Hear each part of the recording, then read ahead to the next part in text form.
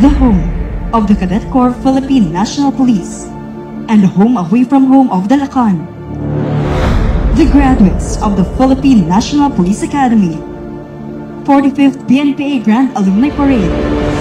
Today, we honor the valuable contributions and achievements of the Philippine National Police Academy alumni and celebrate the camaraderie of the members of the PNPA classes.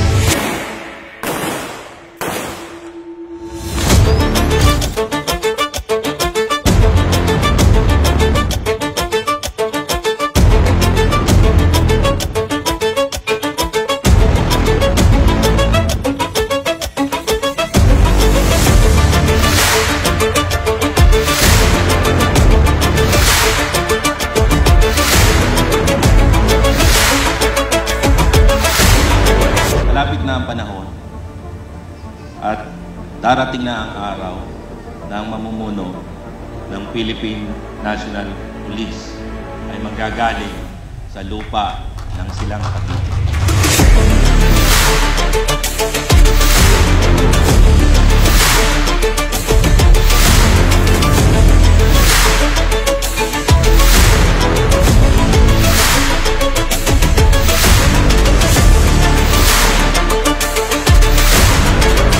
Remember that the peace and order are cornerstones of progress and development.